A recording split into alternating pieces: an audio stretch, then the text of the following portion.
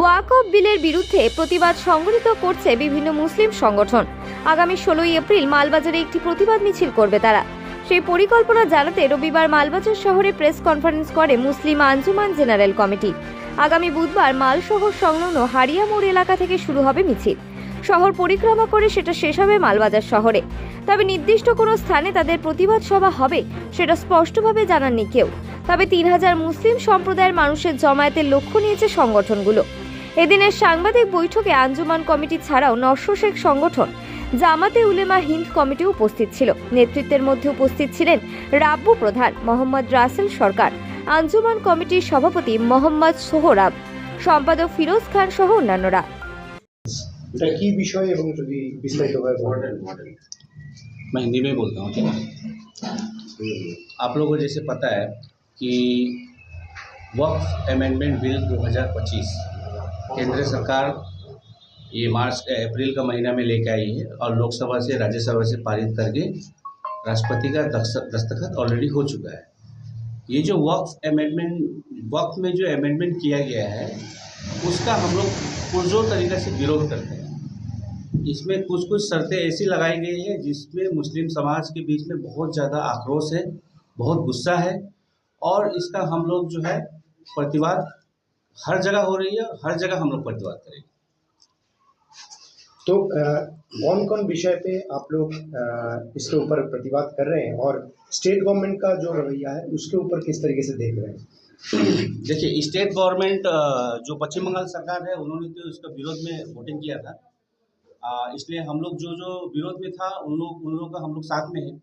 लेकिन केंद्र सरकार ने जो वक्फ में जो अमेंडमेंट किया है उसको समझना ज़रूरी है। पहली बात यह है कि देखिए, वक्फ बाय यूज़र है ना। अभी क्या है कि मेरा संपत्ति है, हम किसी को दान देना चाहते हैं, किसी को हम वक्फ करना चाहते हैं, तो ये चीज़ हम अभी फ़िलहाल 5 साल तक वो केंद्र सरकार ऑब्जर्वेशन करेगी कि ये मुस्लिम है कि नहीं है, ये प्रैक्टिसिंग मुस्लिम है कि नहीं है। वो पूरा जांच करने के बाद ही हम अपना संपत्ति किसी को दान कर सकते हैं, ठीक है ना। और ये हमारा मुसलमानों का वक्फ किया हुआ संपत्ति है।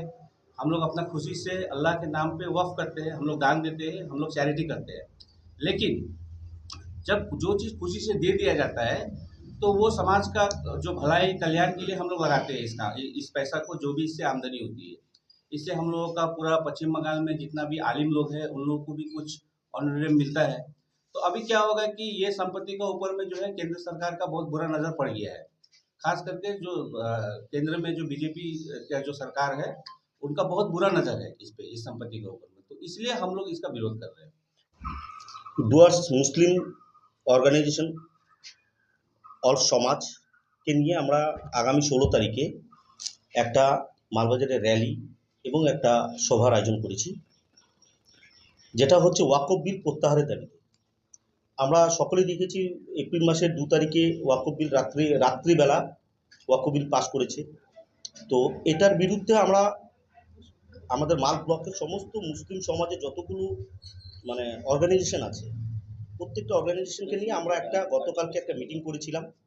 গতকালকে তেসিমলাতে আমরা একটা মিটিং করেছিলাম এবং সেখানে মাল ব্লকের সবাইকে ডেকেছিলাম। ডাকার পর আমরা একটা সিদ্ধান্ত নিয়েছিলাম যে আমরা সমস্ত মুসলিম সমাজকে নিয়ে একটা মালবাজারে র্যালি করব। কারণ এটা একদম পরিষ্কার যে কেন্দ্রীয় সরকার আমাদের উপর বারবার করে একের পর এক আমাদের উপর মুসলিম সমাজের উপর অন্যরকমভাবে আঘাত হানার চেষ্টা করছে। এটার বিরোধিতা আমরা করছি।